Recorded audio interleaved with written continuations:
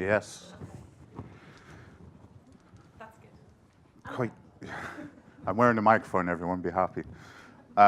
Although I've really got an outside voice when I'm inside anyways, so you shouldn't have a problem. It doesn't work otherwise.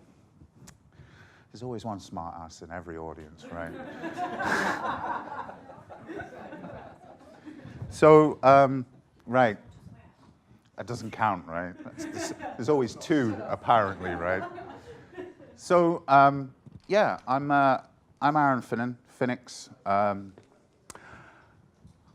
the guy wearing black, right? Because the reason being, you should really worry if your bank manager looks like your hacker, but you should really worry if your hacker looks like your bank manager, right? So I just thought I would make myself clear. I'm the geek. So anyway, who am I? I'm Phoenix. I've been involved in hacking for around 10 years, maybe 12. My whole career in one way, shape, or form has been involved in technology. And at the moment, I do a cross between security research, technical operations, and development operations. So, yeah, this is me in the morning, and this is me by 2 o'clock in the morning, right? So, what is a hacker? Well, in the media, this is what we used to be. If we all remember this, the only winning move is not to play. And then the media suddenly did this to us. Thanks for that. And then somewhere along the mix, the media did this to hackers. Now we have a TV show, Mr. Robot, which doesn't paint a great picture of the security industry, but doesn't paint a bad picture either, I don't think. But all the way through, the running constant that we've had is that industry always sees us as this, right? Business always sees us either with a balaclava on and a keyboard, I'm sure you've all seen that picture, or with an anonymous Max and a keyboard. That's us, right? But really, these are all just stereotypes, right?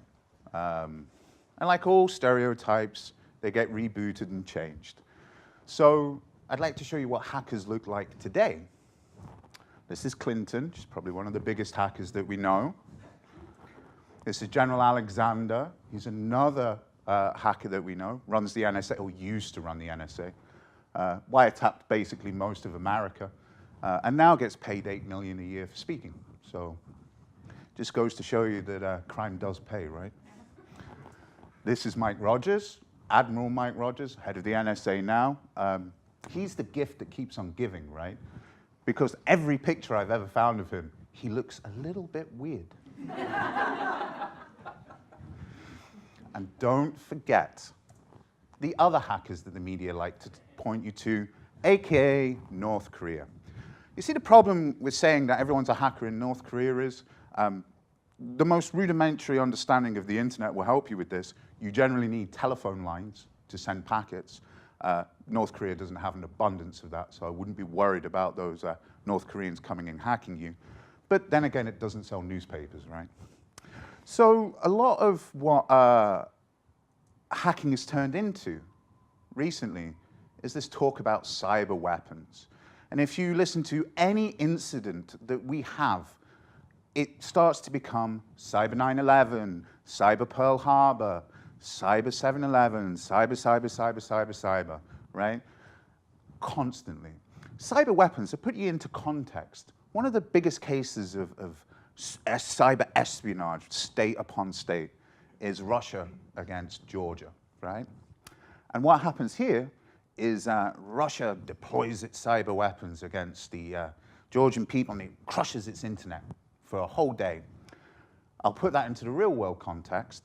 It's like an invading army occupying your country and then taking up all the queues in the shop so that you can't buy anything. That's what they're talking about. It's not a weapon, it's an annoyance, right? Weapons tend to kill people.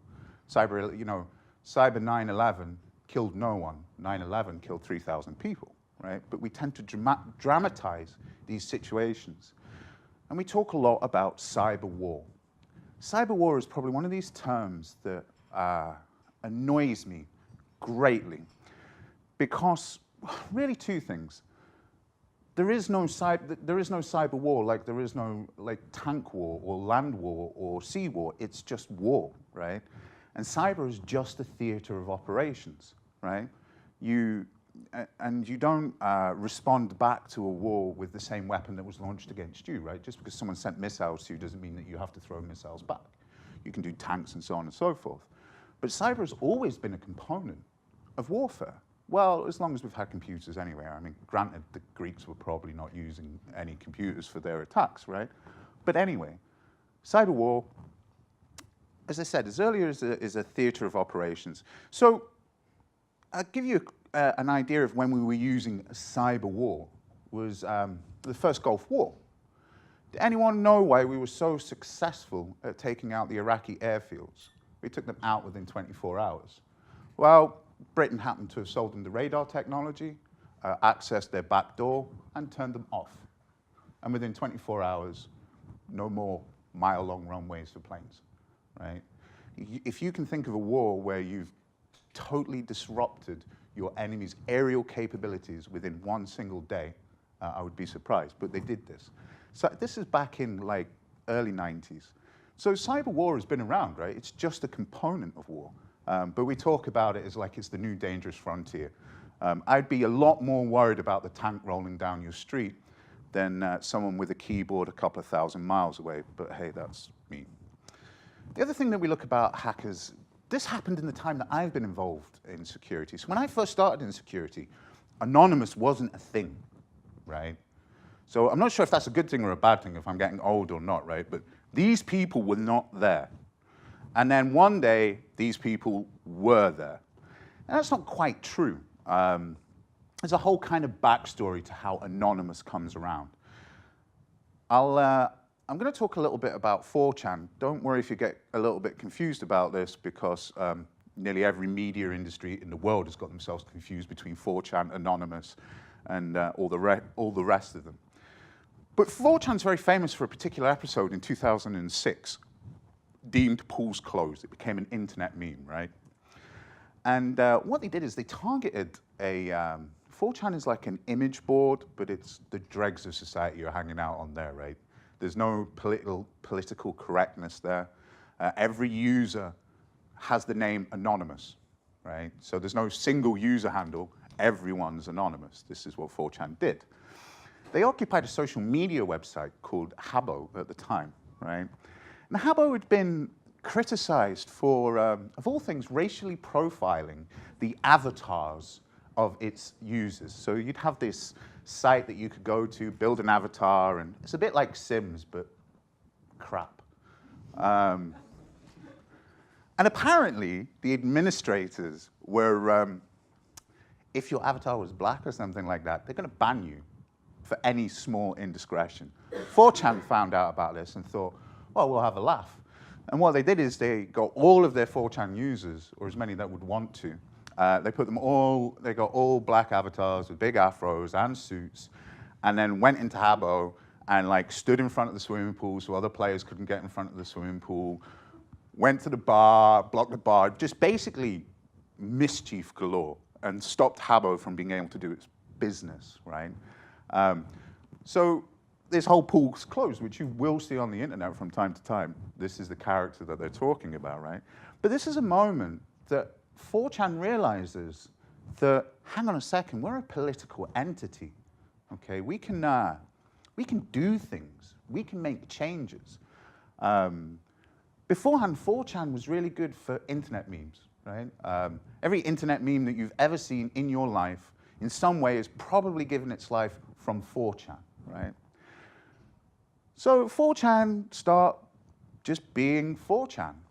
And eventually, I'm not sure if you remember, but Tom Cruise got a Scientology video released online, right?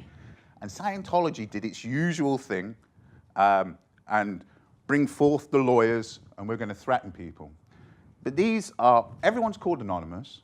They're pretty much all hackers and really anti-authority.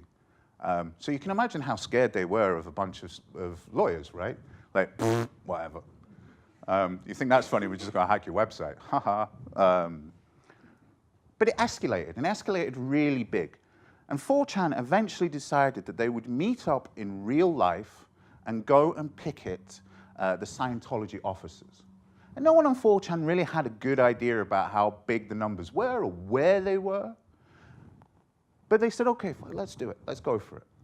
And this became Operation Chanology.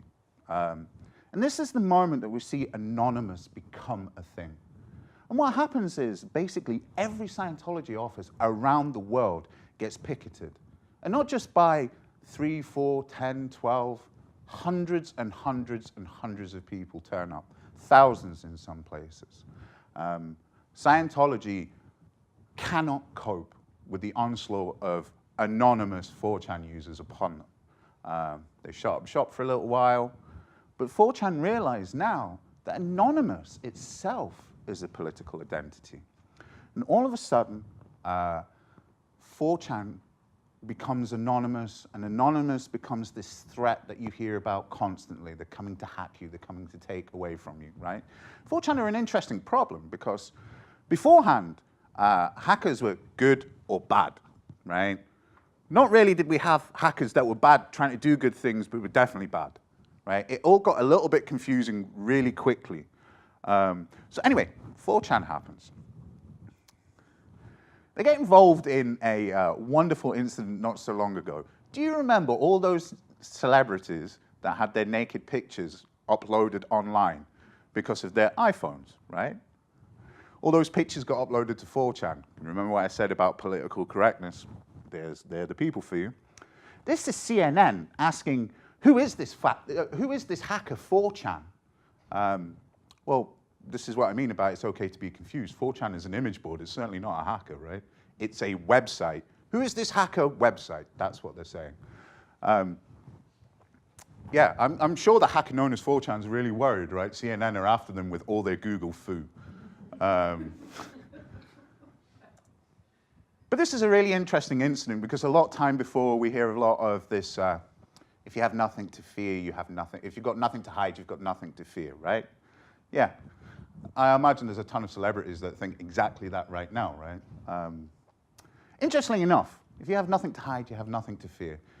The first time a very similar quote that I've come across of this, those with a clear conscience have nothing to fear, was Elizabeth Tudor 500 years ago. So, yeah, we've been saying this for a little while, right? So as I said earlier on, hackers are, they used to be defined by a white hat hacker, which is a good guy, and a black hat hacker, which is a good guy. Now it's a good person, not a bad person, right? And of course, this is from countries and westerns, right? Because you always know who the good guy was. They were in the white hat, right? And the bad guys are always in the black hats. So with that in mind, what type of hacker do you think I am? Don't be shy, right? Strangers are just people you don't know, right? So if you haven't guessed, that's right, I'm a white hat. Always have been, never been tempted by the dark side. But it is, well, that's maybe not true. But it's more frustration than it was financial, right? Because all that happens in computers, right, is you take stupid people and you put them in computers and they do even more stupid things and they don't listen to you. You all have the same problem at work where you try and explain things to people and you know it just going straight through. This escalates the minute that you put a keyboard and a monitor in front of someone, right? So, that being said, back to what I'm talking about today. So I thought it was important to give you a rough idea about hackers. Don't be worried if you don't know anything, right? I've been here 10 years and it's still hard to work out who's who and what they're doing. But this is a talk loosely about watering hole techniques. And watering hole techniques are what hackers use to target specific individuals. So lions, we always borrow in tech, right? We always stand on the shoulders of other people's successes. And in this particular case, we're standing on the shoulders of lions because, hey, you only live once, right? Lions have been doing this for a long time. Rather than going to attack prides and going into their pride attacking places where their prey lives, what they tend to do is wait around watering holes. Because what happens with watering holes is everyone turns up eventually, right? And then all of a sudden, they get very dangerous, right? Oh, that's a bit inconvenient, right? Yeah, I mean, they do get very dangerous indeed, right? Well, the internet is a lot like a collection of watering holes, right? The general IQ of internet users, I mean, the technical savviness is in some way gone up and in some way gone down at the same time. It's very weird. It's like Schrodinger's user or something, right? So we've had, when I first got online, it wasn't easy, right? You had to install software and configure things and do this and put this here and, oh my God, my own den doesn't work. I have to send off for a new one, blah, blah, blah, blah, blah. Nothing was easy. So we knew what a URL was, right? Because we had to read before we could get online. Now people don't understand what a web browser is. You know, you ask them what their web browser is, they'll tell you it's Facebook. I can assure you it's not. Oh no, it's Google. Google's my one. No, no, no, no, no, okay. And that happens all the time. This is just an example, right? But you know, even the most light internet user probably engages with some of these websites, right? If not all of them. Well, to be fair, no one uses Google+, so that's maybe maybe a bit, okay, the other user. But what I can assure you is no great hacking story ever started without someone clicking something, right? Every single time.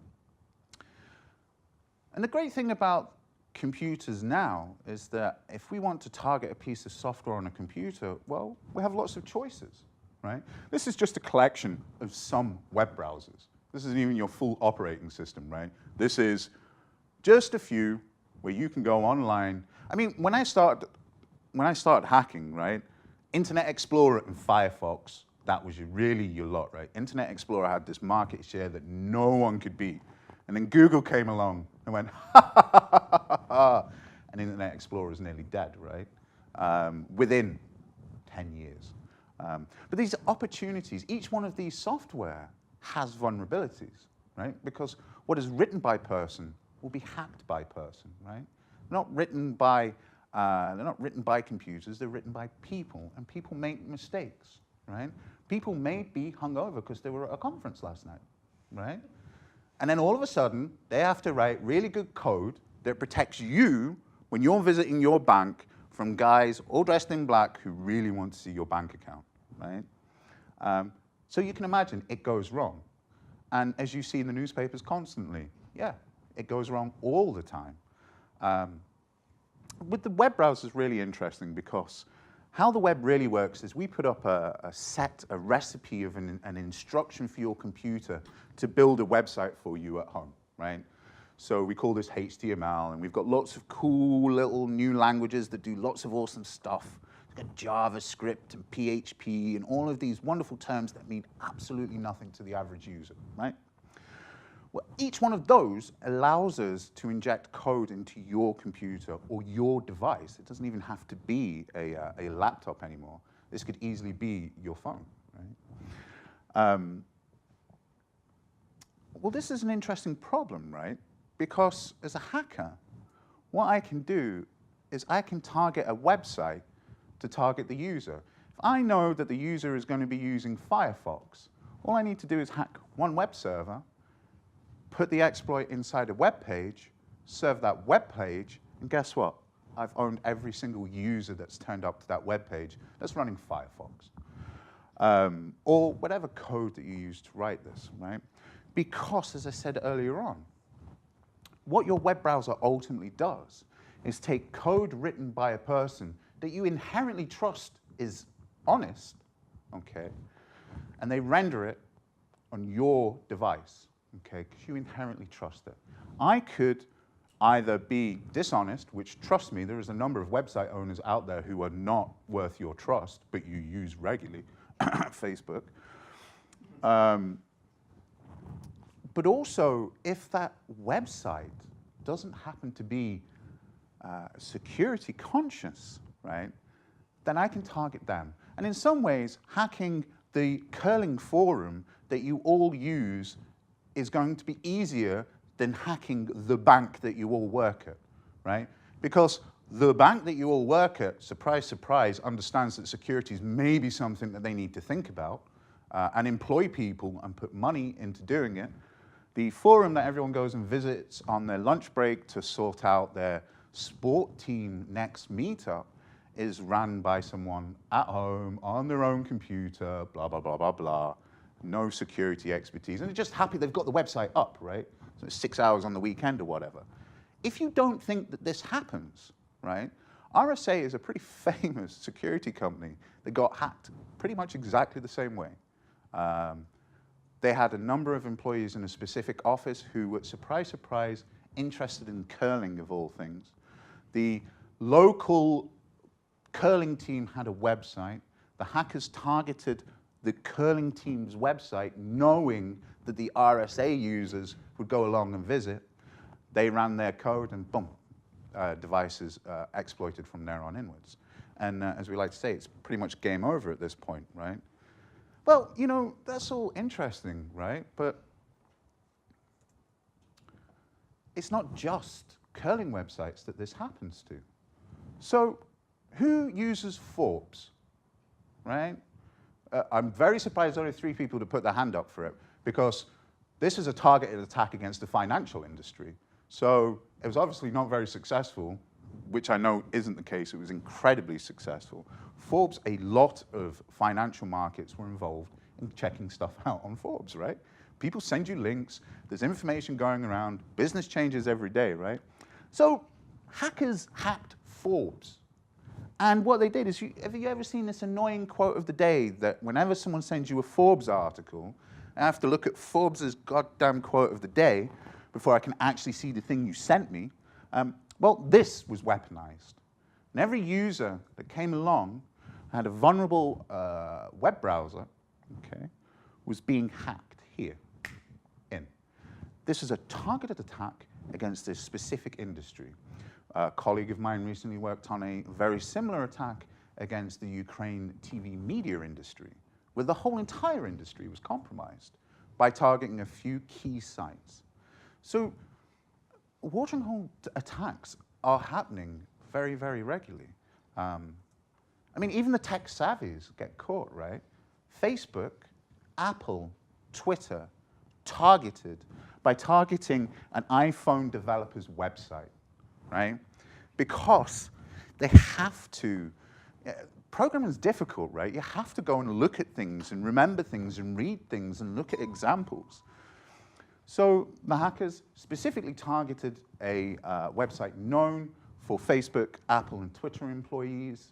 After they went and visited the website, they were hacked by some Java exploits, which, trust me, no real great hacking stories without Java. But boom, that's it. That's a really interesting target selection, right? Because can you imagine Facebook delivering you compromised material, right? Facebook's bigger than most countries, right? I'm at 500 million users. Even if I throw enough muck against the wall, some of it's going to stick, right? So I can start to deliver hacks, and hacks happen through Facebook, trust me. Apple, God, I bet the FBI wished that they'd known about this exploit, right? So, oh, we could get Apple this way, right? But Apple employees were hacked as well. And Twitter are a different story, right? They're kind of the good guys, but the bad guys at the same time. They're doing the schizophrenic thing again, right? They're very good at protecting civil rights. Not so good at actually being good neighbors, though, right? But they've got some very cool security people involved.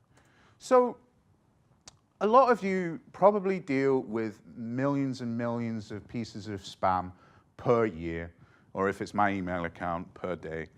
And spamming or phishing are very closely related, right? And we've all seen these crappy spams that you get sent. They're like PayPal with 2 L's. All of these sort of, where people are trying to trick users into putting in their credentials into a website that's not quite right, okay? The interesting thing about this is that it's actually still successful, which is quite worrying, because there's nothing like us consistently saying, be careful, be careful, be careful, and people not being careful. But when these are targeted, these are deadly, very deadly. And when we do something that's targeted against a specific organization, such as let's say, pick out any company, we can just choose one, right? We do some reconnaissance against that particular industry, look at the reconnaissance against that particular company. We may even crawl their own website to pull logos and text and so on and so forth. And we start to call these spearfishing, okay? Because much like spearfishing in the real world, it's very targeted with a specific weapon against a specific fish. In this particular case, if I spend the time to craft something specifically for your company, the success rates of these attacks go through the roof. The companies that defend successfully against this don't buy a product. This is training, this is experience, and it's something that you aim towards. You don't just say, I'm going to be a secure individual, and ba-ding, you're suddenly secure, right? It requires effort, and the companies that do a great job of this are tested at least twice a year, every 6 months. They will still get people that click the links, but instead of it being 1,000 people, it's 2 or 3. You only need 2 or 3, right, though, to be fair.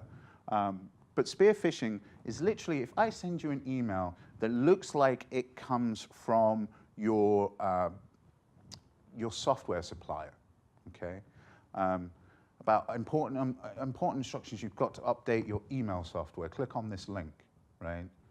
People will trust what they know, right? If it sounds vaguely familiar, they will click on those links. And it's very, very targeted, but very, very successful. We also have this interesting issue now that we centralize a lot of services, right?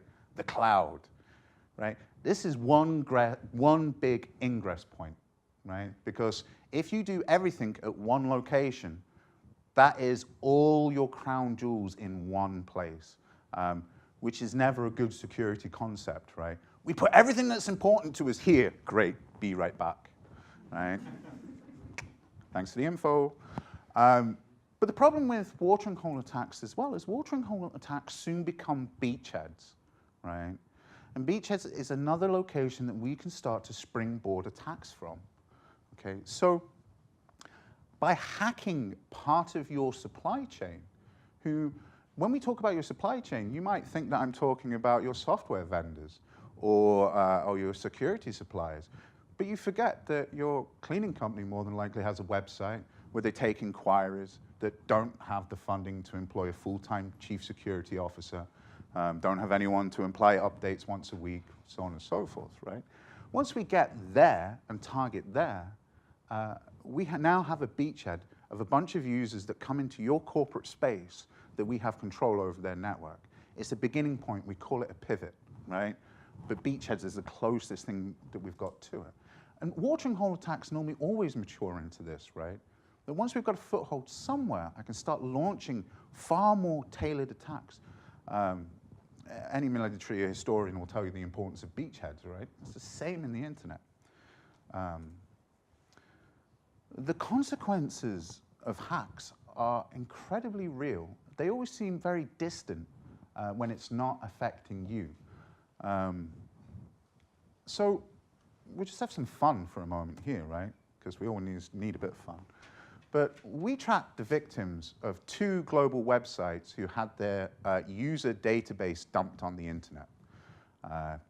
Maybe about 35 million users in whole, right? So this is a company that thought they were secure, or there's 2 companies that thought they were secure, who suddenly found themselves with their entire customer database, credit card numbers, names, addresses, passwords, basically the dirty laundry out on the internet. I'd like to know what sort of in your risk management, you do these for risky things. You've got when our CEO is on CNN every 6 minutes, how do we respond to this, right? But this is what happens. So we tracked victims of global, not Germany, global websites. And out of that, we found 423,183 unique users within Germany, okay? Of that, 9,399 were in Frankfurt. Okay, this is going to be a problem. I've had some issues with my slide deck. 2 seconds. He who said it doubt it, right? Give me a second, we'll fix this, okay? It's just a suspense for you, right?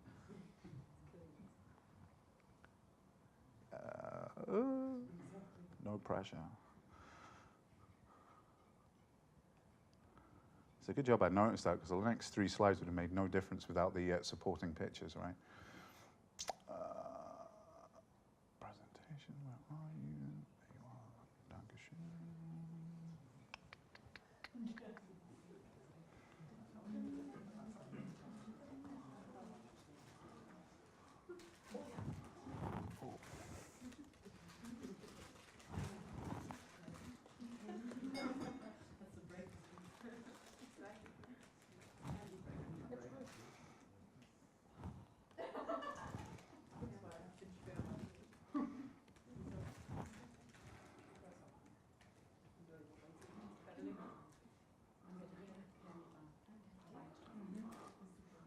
Just consider this a recap, right?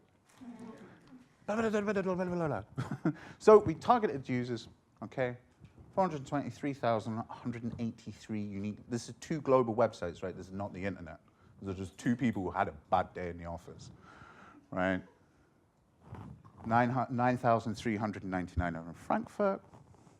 Here's an interesting little stat for you.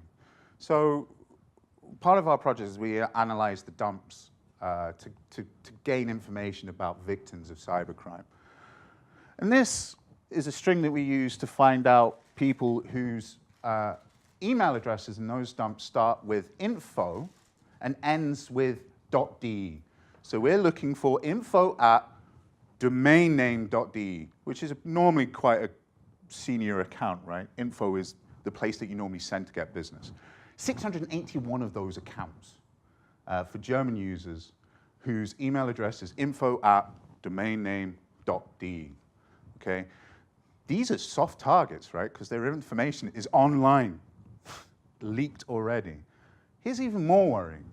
Out of those are admin@domainname.de. So you're the administrator of your company's domain, and you signed up for some random website with your administrator email account. Now, this might not sound so worrying to you, but I know where these data came from, and trust me, these are dodgy, right? All of these people could be in your supply chain, right? So I have 127 million records at the moment of victims of cybercrime that cover a whole set of corporate email addresses that have their passwords and their geolocations and their zip codes and all of this wonderful stuff. You know, some of you will have employees or know people in these databases, right? All of these people, plus a couple of million more, could be in your supply chain. These are soft targets, right? Because we already know the email address. We already know the name. We know your date of birth. Great. I wonder what your security question is. Oh, it's your date of birth. Oh, awesome. I know where you... the list goes on, right? The more data from the more dumps we get, if they've happened to be in different places. But these are soft targets. And a hacker only needs to be lucky once. Sometimes you're lucky twice, right? If all of you are wondering, in the same dump, this is all those email accounts that end commercebank.com. So yeah, these are suddenly soft targets. I'm sure you've probably got commerce employee. If you get an email from if you bank with Commerce Bank, or you are friends with someone in Commerce Bank, and I send you an email from one of these compromised accounts, are you telling me you're not going to click on the PDF? You're not going to click on the web link? Really? I mean, you might say that to you while I'm standing here, but you've all really done it, right?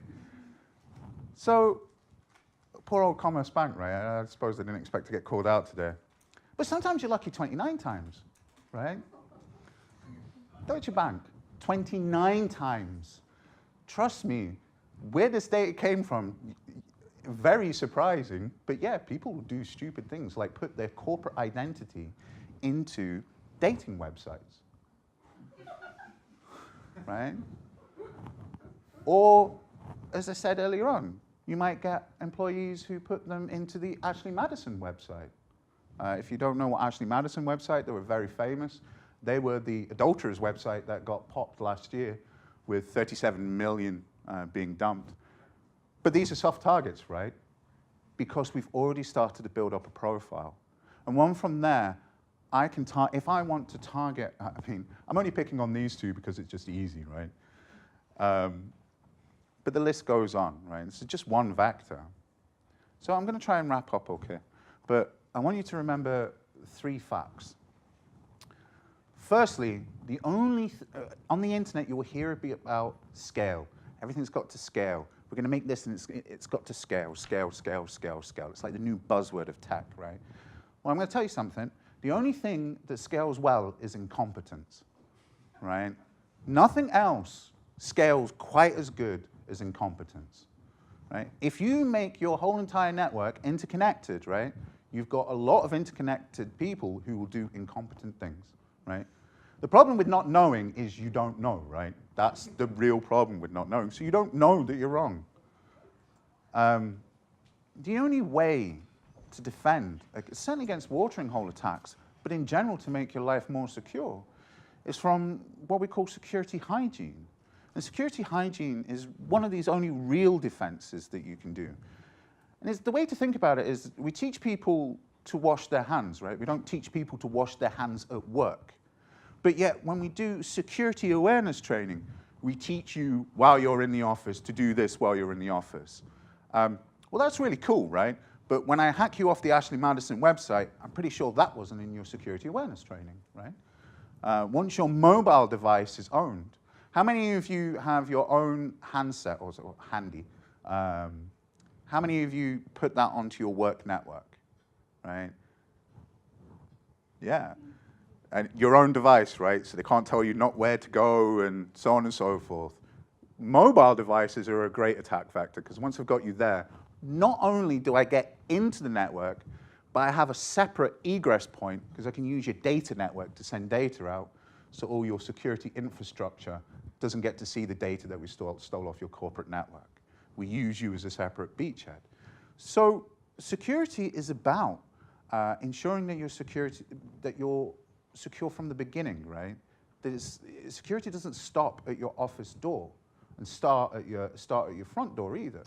Those who cannot protect their corporate email address probably can't protect their own Facebook. But put that into reverse, right? If they can't protect their own Facebook, what is the likelihood that they have the expertise and the skills to be able to defend your corporate identity, your intellectual property? I guess pretty low, right? And finally, if you think the solution is just to stop your users from going online, well, I'm afraid you really didn't get the point about watering hole attacks, right? You can say during the office hour, my users are not allowed to go on Facebook, but when they go home, they're just as vulnerable there as they are in your office.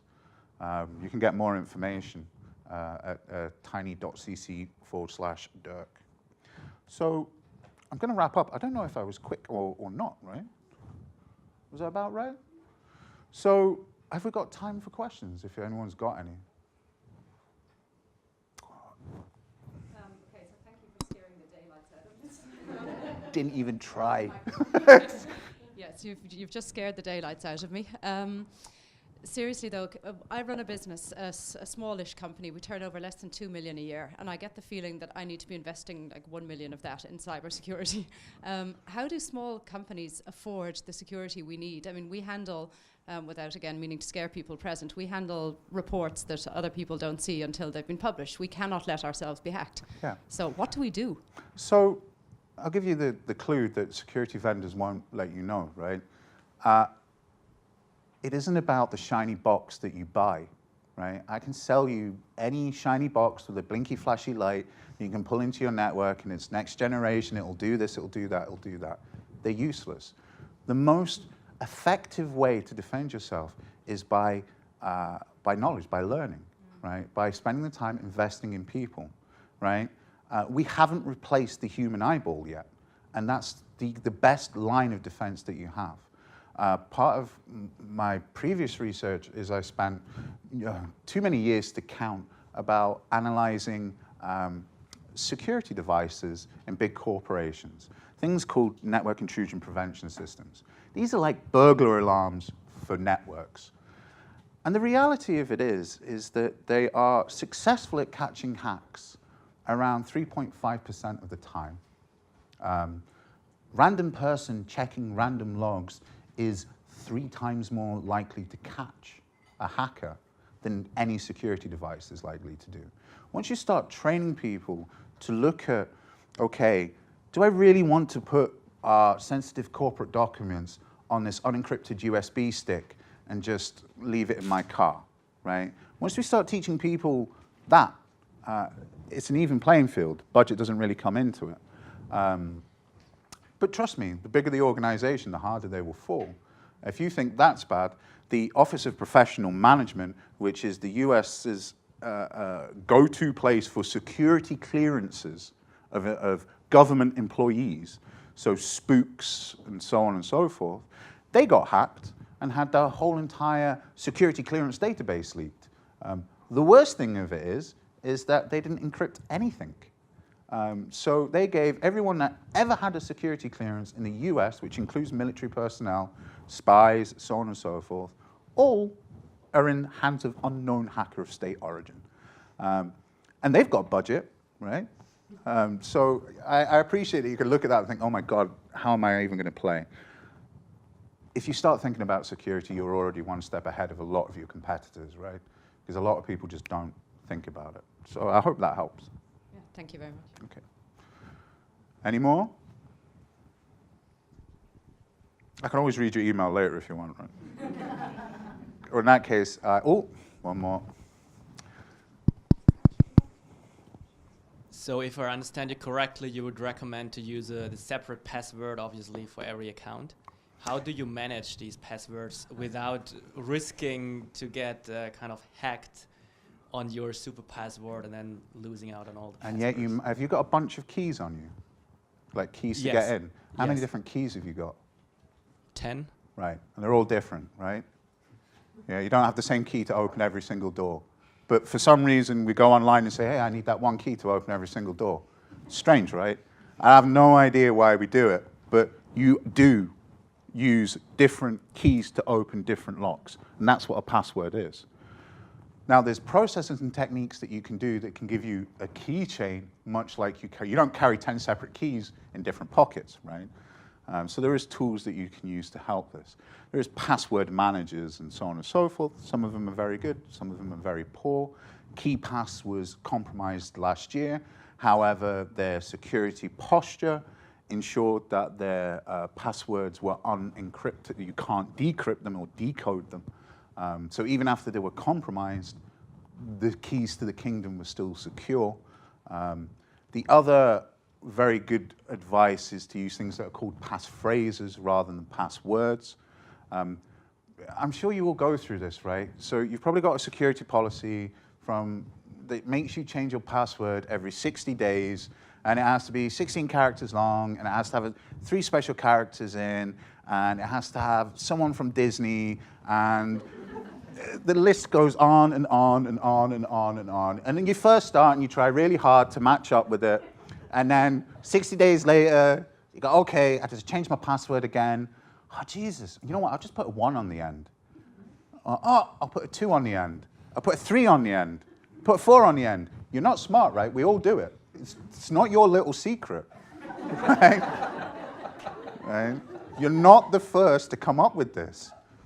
And trust me, when you analyze dumps for previous passwords, you'll see it all the time. But please don't choose password 1, 2, 3, 4. That is still very, very popular. LinkedIn recently got hacked, and their last hack got reanalyzed again for the fun. And in that case, in 2012, people were using LinkedIn as their password for LinkedIn. But passphrases, think of a sentence.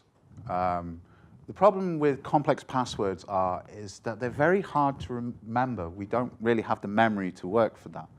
But what we're really good at is muscle memory. Very good at muscle memory. So you could take a lyric from your favorite song. You could take a dirty limerick from any Irish limerick you want, to be sure. This increases the length of the password. The longer the password is, the harder it is to crack.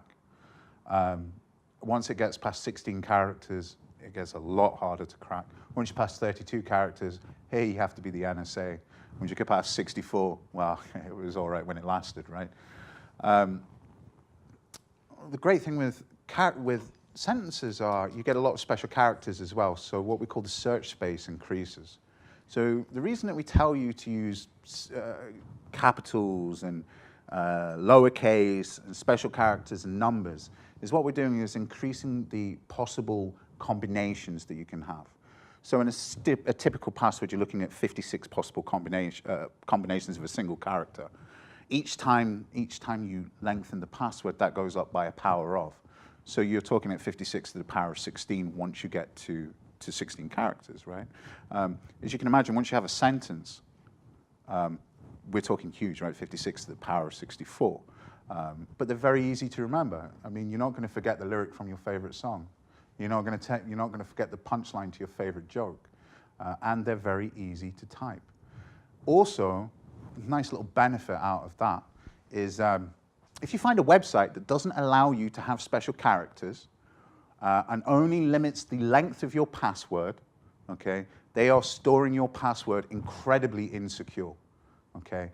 The only time that the length of a password matters, or special characters matter, is if the person that's holding that password for you holds it in what we call plain text. And that's exactly what you think it is. It means that if I compromise them, your password is in plain text, that there is a file that I can look at. So in Google Chrome, if you put in your password and say, do you want to save the password next time automatically? So I'm... Okay. Yeah, is that then it's completely insecure, or is that okay? That depends on what you do. So if you take the defaults, so the question, if none of you had the question was, is it secure for me to store my password in Google Chrome, right? And with everything with security, we're a lot like car mechanics. You come to us with one problem, we'll give you 5, right? But in this particular case, you have a master password on Chrome, right? But it's an option that you have to tick. And if you don't tick it, everything's stored. I can just come on and say, view saved passwords. Woohoo! I've seen all your saved passwords. Where if you stick in a master password, so you... No shit, right? I'd already got that far. But it's a private address, it's not a company. So I've got nothing to hide, right? Don't worry. I've never sent an email to my work address. Never, ever, right? Never, ever sent anything to the office or from the office via personal account. The best one is I love people who use Dropbox, right? We've got this corporate project. We'll just share it on Dropbox. Yeah, you and the NSA, well done. I had a friend who completely hacked Dropbox about 3 years ago and was able to view anything from anyone at any time. And what he ended up doing was writing a proof of concept. It turns out that people like to share movies with Dropbox. So you're down in your mode, you're like off Pirate Bay, download the movie, and you're all friends together, and you share a shared folder. You put all your movies in there, right? I didn't know that people were doing that with it. We discovered this once the hack was analyzed, and he wrote a proof of concept that was able to go through everyone's Dropbox and download the latest movies from everyone's Dropbox, right? Which was kind of worrying because I was sitting next to another friend when they discussed it, and he was using it as what we call a revision control system.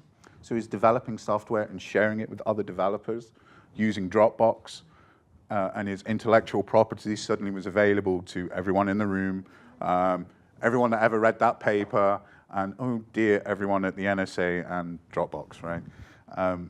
But yeah, be careful out there, right? But put a password, a master password. You have to log on once, right? Well worth doing.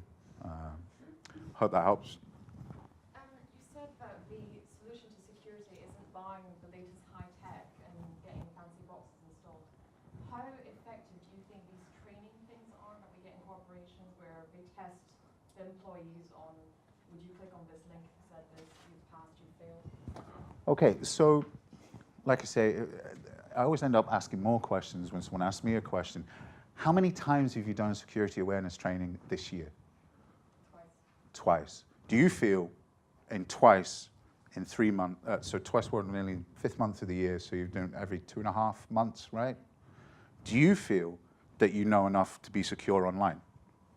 Do you feel that they've made you... Okay. Security awareness training works. The security awareness training works when it doesn't suck, right? Because if it's a chore, and if it's terrible, and if it's something that I have to do before I go to lunch, right? Guess what? It's going to go in and right out the other.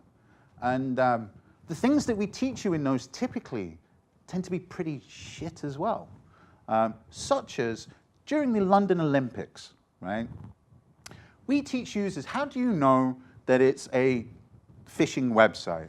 Well, we know it's a phishing website because the spelling's terrible, right? That's the first thing that we teach you, right? Yeah, no. They haven't got spell checkers in Nigeria, right? That's basically what we're telling you. Well, it turns out they don't have them in London either, because of the websites that were analyzed during the London Olympics. The genuine articles were littered with spelling mistakes, and the phishing websites were perfect. Oh dear. But of course, what we did was we didn't teach you to be secure, we gave you a checklist, right? And that's why it falls. Because we say to you, if the spelling's correct, pass go. And that's the only condition that I need to meet to beat that security training. You'd have thought we'd learn, because we had the same problem with SSL. So you know, when you go, how do you know that you're on a secure website? Right. And what is it that you look at? I mean, you see the HTTPS in the bar, but we taught you about padlocks, right? If you see a padlock, it's safe. If you see a padlock, it's safe. If you see a padlock, it's safe. We really screwed up. Because all we need to do is put a padlock anywhere on the page, and 95